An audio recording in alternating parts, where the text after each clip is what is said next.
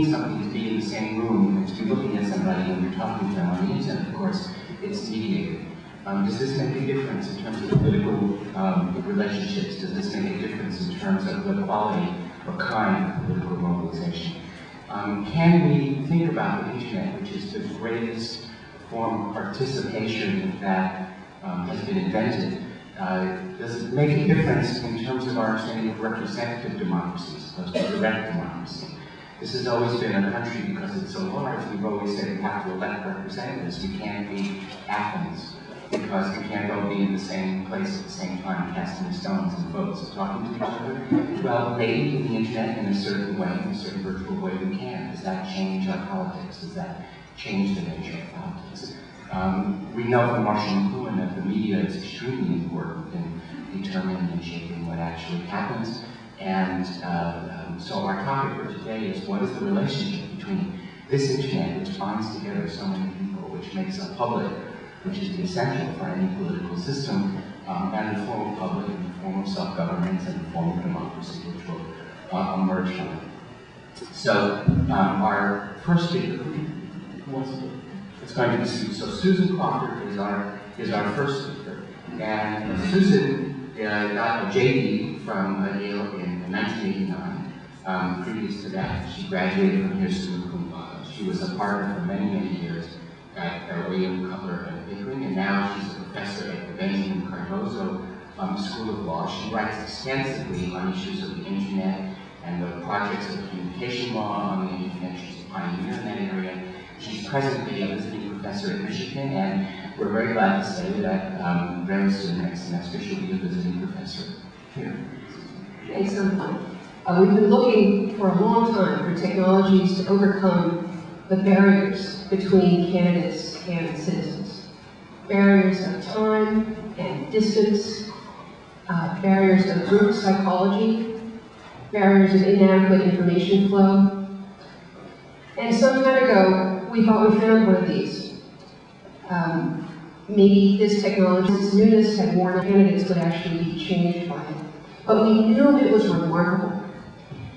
It wiped away intermediaries. It got rid of all the machinery of politics with which we've been tinkering for decades. Party bosses, torchlight parades, all of that washed away. It restored, many newspapers said, restored the Athenian ideal of democracy, where every man could judge for himself the characteristics of the candidates, where everyone could understand the issues and walk to the polls well informed. It was also a fad. It was referred to as a freakish fad.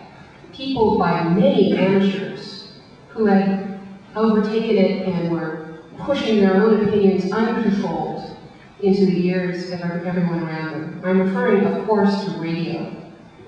In 1924, radio was an explosion on the American political scene. Just 2 years before, it was only the realm of amateurs, and it took some very strenuous moves by centralized government to force it into compliance. And there was a real concern that we would be choosing our new executive using radio. But the pundits punched in. The pundits got to this story and said, radio is heavy with destiny. Politics is radio's next big job. We had great hopes. We thought that radio would level the playing field, bring everyone in the distant twinkling prairies into knowledge of politics, give everyone an equal vote, an equal voice. We thought old-time campaigns were done with. Quite importantly, we thought that voters were now in the driver's seat, as in 1924, to tell us about the idiocies of the candidates. Every absurdity would be transmitted to all of us via the radio phone and revealed for what it was.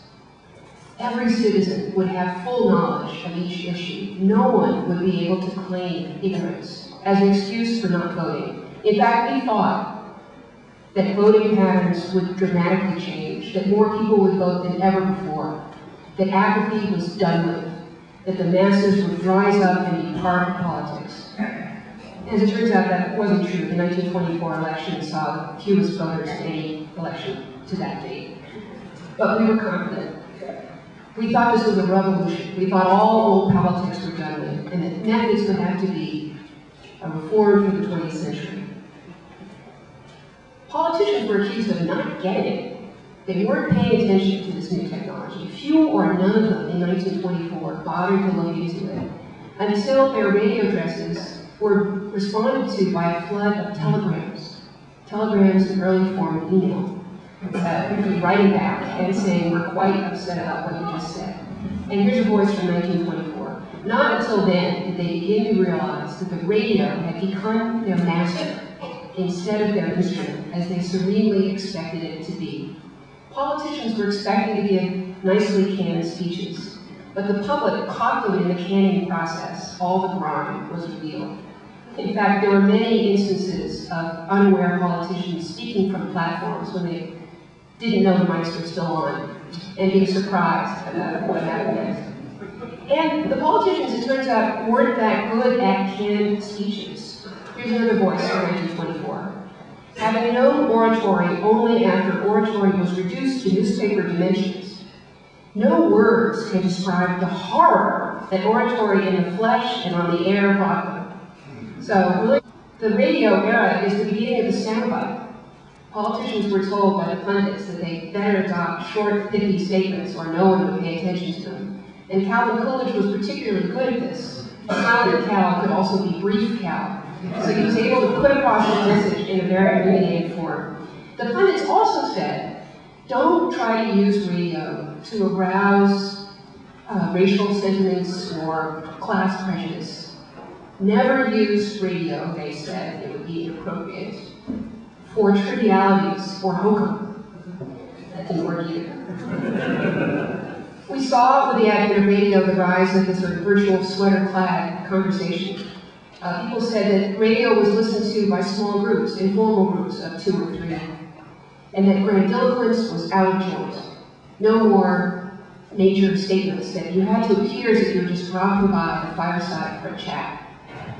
Again, Coolidge excelled at this. There's a famous story about him ending the radio address in 1924 by saying very simply, "Good night, Father," to his aged father who was listening far away. And George M. Cohen, the Chicago Tribune, said this: "You can ask any man who listened in that night, and I'll wager he'll agree. He can hardly wait to get to the polls to vote for not only a president, but also a human being." Roosevelt, of course, became famous for good at this just a few years ago in the fireside chat. So to sum up, with radio we saw a fad, viewed as a freakish fad, for which we had great hopes that it would revolutionize democracy. We thought voters were in the driver's seat. We thought the politicians didn't get it. And the politicians slowly tried to respond. And the question is, was politics changed by this? Well, in 1997, just 10 years ago, an AT&T executive told a public audience in Washington, D.C., that the internet was just a toy, that it would never amount to anything. Just a year ago, all the newspapers rose to the challenge of the internet and got very excited, just as we had about radio. Here's a headline, sort of breathless headline from the New York Times a year ago. "Internet injects sweeping change into U.S. politics." All right, here's a standard quote: "It's transforming the way we do politics. The average person has a louder voice. We're investing people in the process." Again, we thought voters are now in the driver's seat. Younger people getting involved, every absurdity being revealed. Again, politicians have been accused of not getting it. And it's clear that we're seeing less experimental use, by and large, of the internet in 2008 than we did in 2004 with the Dean campaign, which really was the high water mark of voter involvement online so far. Video, right now, is the great thing online. Everybody's watching video, particularly as higher speed internet connections become more prevalent. No one's doing fireside chats using video, not in this country. Now, there's a guy named David Cameron in England, who's the leader of the Conservative Party there, who is standing at a sink, talking to people, doing a daily video monologue, which is extraordinarily interesting. It's really grabbed attention, but for whatever reason, we're not doing it here as much. The early wisdom is that the Democrats are better at using the web than Republicans. They have more introspection, debate, interactivity. A big story of this campaign is the campaign's use of Facebook. Now, I urge each and every one of you to at least try Facebook, facebook.com. You don't have to be a member of the university community anymore. Facebook did come from Harvard, but it's okay, try it. It now has 45 million users, and 80% of them are of voting age. And Barack Obama has been particularly successful at attracting friends, people who are interested in his campaign on Facebook. He's got 150,000 of them. He's really the busiest social network bee that we have, also active with MySpace. Democrats have done a lot better online fundraising. There's a 2-to-1 web presence, roughly, of Democrats leaning towards Democratic interests online. But the other campaigns really aren't doing very much. Edwards has been schizophrenic in his approach to the web, sometimes involving people that you can share power with voters and actually have a two-way channel. Has not really been learned by the candidates so far. We're not distributing responsibility. Or perhaps the Dean lesson has been learned too well, that Dean lost, and that you have to exert a certain... The great dream of radio was interactivity, a two-way channel. Listen to this voice from 1924. The radio has furnished us a convenient meeting ground, but it has not yet allowed us to any extent to converse. It's unknown how far it can directly accelerate political progress until there is more mutuality, more free exchange, until more of the groups of radio listeners have also transmitting facilities, until it can be used by groups as a medium of mutual adjustment. Until then, its future, its effect on politics is still in doubt. There is a difference here. I'm not saying these two stories are the same. They started the same way. But the internet has possibilities that radio simply didn't. We've got the transmitters. We've got the ability to mutually operate in groups. Nonetheless, doubts creep in. And the New York Times had an article just today about some of these doubts. The people who are really very important to this election, the caucusing Democrats in Iowa, are by and large of the older generation and are not using web tools. Really couldn't care less what's going on MySpace or Facebook. So there's concern about, whether is apathy ingrained? Can people actually get involved online? A lot of worry about that. And do the campaigns actually want it? Or do they just want to use the web to do what they've always done? Saying, yes, we'll let you sign up voters, but we'll tell you exactly what to say. And we're not going to respond to your desires about what our platforms could be, what our politics should be. Tom Friedman just recently had an op-ed, many of you probably saw, about Generation Q, the younger generation in their 20s, and how the web is not going to help these people be more activists, and they should just stop emailing things around and actually go to the streets if they are worried about something. I think Friedman's off the mark here. I think there's a problem of leadership. There isn't a Martin Luther King or Bobby Kennedy out there telling people to go to the streets. But that doesn't mean that the web is useless. The web could be very helpful in this connection.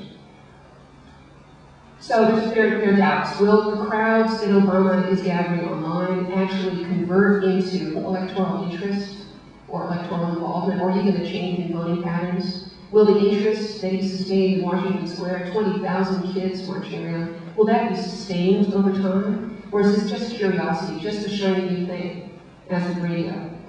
I think that, and here's where I'll jump off in a minute, the difference in radio, the difference between the internet and radio is the visibility of what campaigns are doing. That we'll be able to see sort of radar screens, graphical depictions of what's going on with the campaigns and see our own effect. TechPresident.com is having a very influential role to play right now, aggregating data and showing physically who's being talked about online, what's going on with these patterns of interest.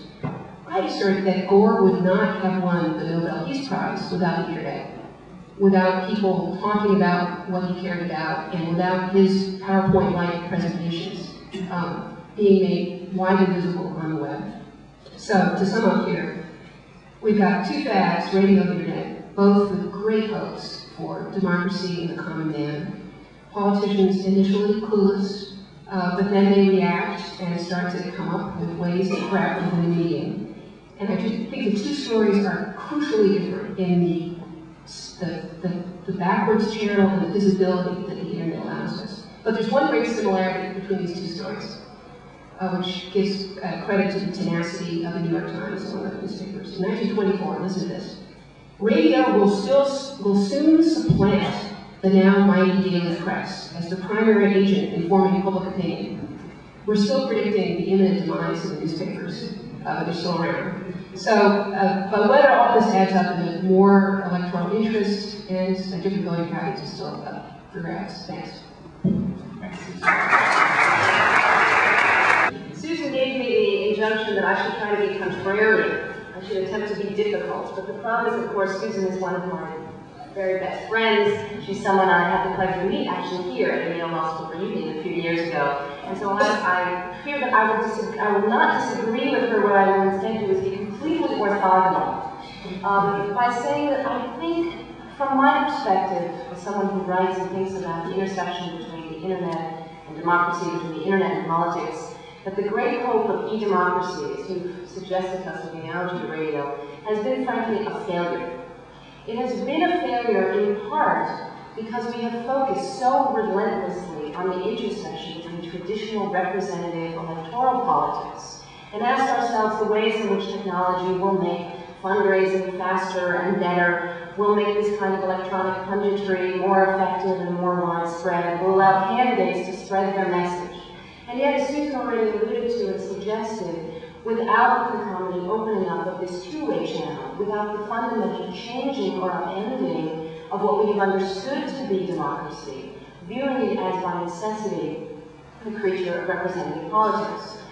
We have also, by the same token, had this great hope that the internet would produce, if not a sort of changed or better or improved version of electoral politics, that what we would see is the burgeoning of deliberative democracy. That we would open up this to, or perhaps no longer face-to-face, but as you said, across the distance, whereas Jack Walken likes to cite the "I can't get next to you, baby" phenomenon of internet politics, namely, I don't have to be in the same physical space with you to engage in a kind of political and civic conversation. And yet what we're seeing is, empirically, as scholars have looked into, there is no correlation between deliberation and participation, in fact. And the great hope that we would somehow all move towards a great system of deliberative, civic, engaged politics or democracy is not coming to fruition. So why is this? I think it's because our focus is partly misplaced. George Bernard Shaw once said that all professions are conspiracies against the laity. And nowhere, in fact, is this more the case in a democracy. We organize our legal and political institutions, we organize our entire system of politics, in fact, around a certain conception of professionalism, a certain conception of expertise. And those of us who live in a democracy continue, despite the internet, to be willing to submit to what the sociologist Michael Schudson calls the permanent embarrassment of expertise. Namely, that a professionalized, institutionalized, elite class, many of whom have graduated from this law school, are those who must perform the administrative governance of the nation in the public interest. Political theorists and sociologists from Lipkin to Foucault to Max Weber have argued that where citizens can express personal opinions, we trust them to vote in elections. They are not frankly capable of making fact-based decisions on matters of policy. So we resign ourselves to a rather thin model of democracy, where at best people vote once a year, and political and bureaucratic professionals in Washington or in Brussels are left to make the decision that governs our lives. Despite radio, despite the internet, we have a case of, plus ça change, not much happening. But along comes along this new generation of social software technology, Facebooks of the world that Susan has mentioned, Wikipedia, which is surely familiar to everybody in the room, Slashdot perhaps, and the other content creation, the other sort of widespread knowledge generation websites that we've seen. And these do something very different. They enable us to collaborate and to organize information at scale. They allow us to connect not only to information and large quantities of information, but to each other in groups and communities in new ways. They allow us to use the computer interface, to use the screen, to engage in a new form of deliberation and the exchange of public reason in ways that we haven't seen before. Peer production projects, as Yochai Benkler has written about and spoken about here so often, leverage this kind of technology to create even very large-scale and complex knowledge sharing, from the creation of the Apache Web Server, and probably more familiar to us are projects like the Internet Movie Database, which, while owned by Amazon, has employed about 2 million couch potato paparazzi in making its enormous database of movie titles and movie stars that we all use to check out which movies to go to.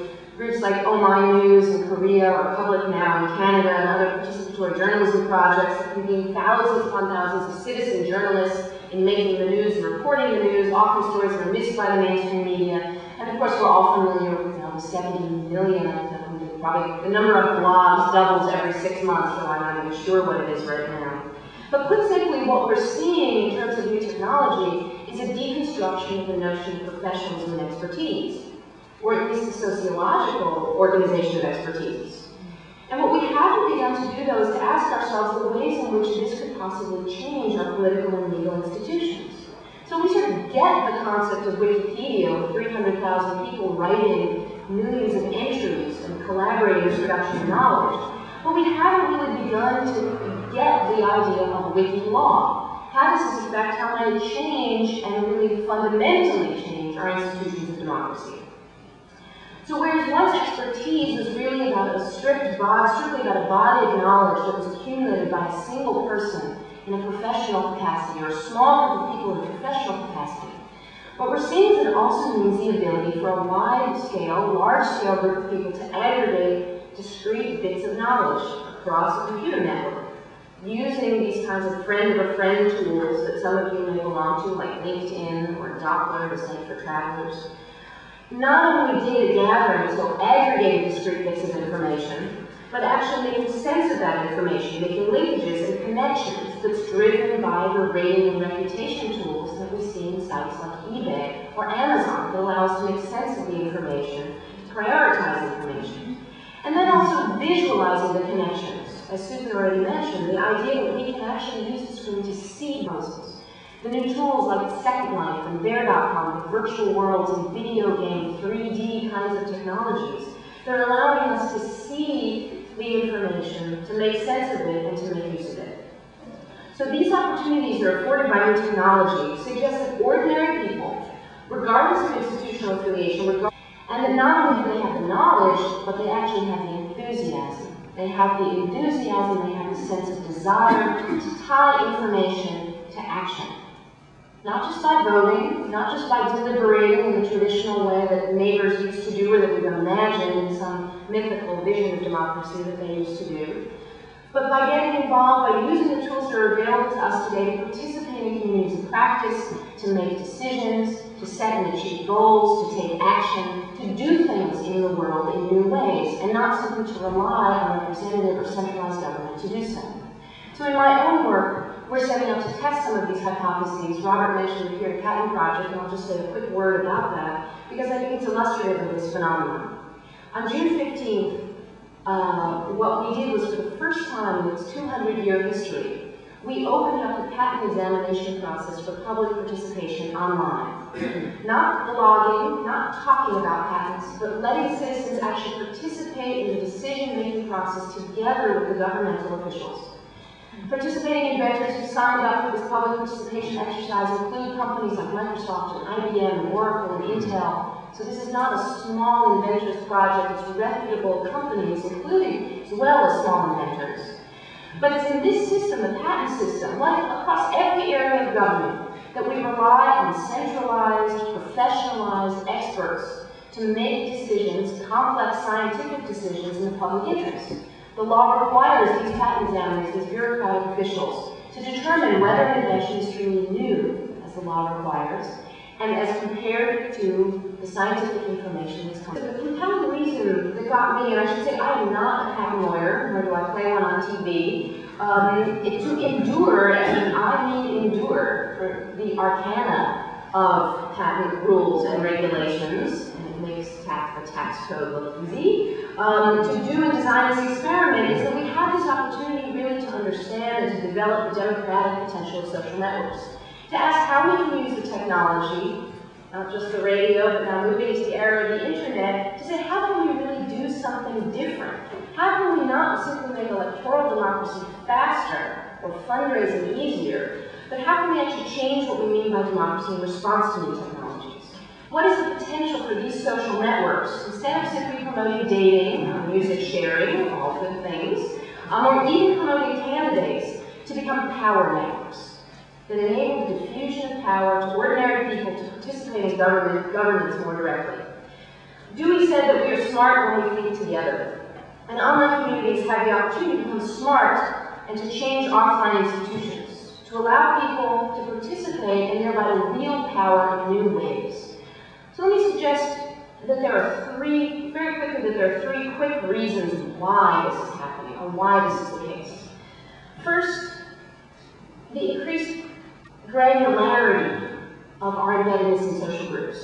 In other words, whereas in the offline world, when I made a commitment to get involved in something, it was a long commitment.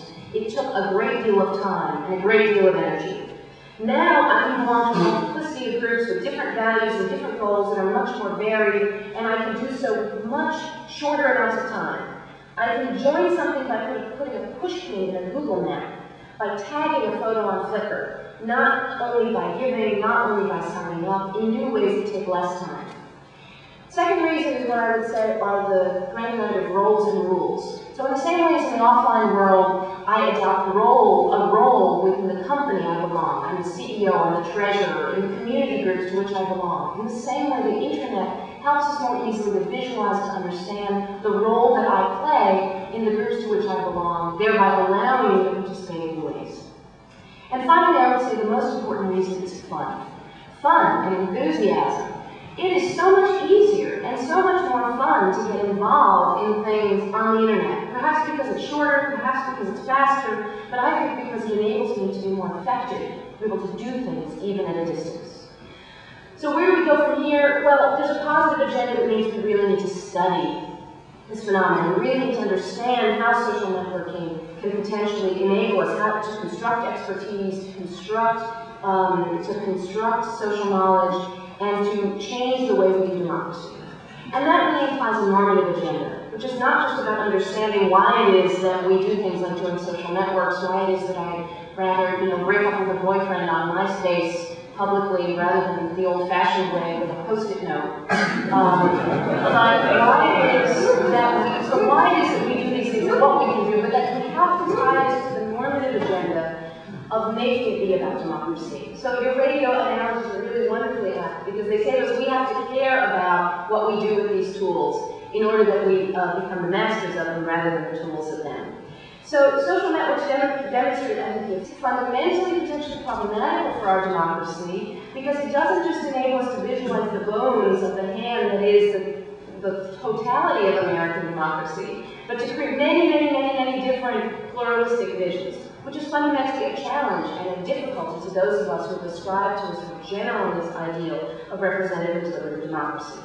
But now is really the time to use the net, not simply to raise money for campaigns, but to raise ideas and awareness, to allow citizens to participate in the making of policy, to make environmental decisions not on the basis of what Washington has to say alone, but with the benefit of local information from effective stakeholders. To let people do things for themselves by creating economic opportunities to connect to each other, to create firms, to build businesses, to generate values, and to fulfill their goals. Our institutions of democracy are fundamentally about power. They're fundamentally about centralizing power, and they have a very hard time adjusting to devolving power and changing the way they work because of a long-standing culture of professionalism. One that we instill here in Yale Law School throughout legal education, one that we teach about the centrality of professionalism and the dominance of the legal culture.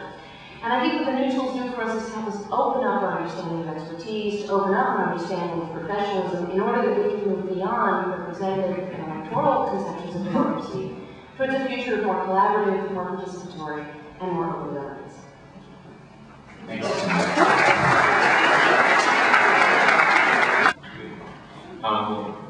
You'll have to indulge me, but I'm parachuting in a little late. And another thing, a little later this morning, since I only have tops 5 to 10 minutes of worthwhile things to say, I have to conserve it a bit. So I'm trying to make conserve something to spend. I'll do my best.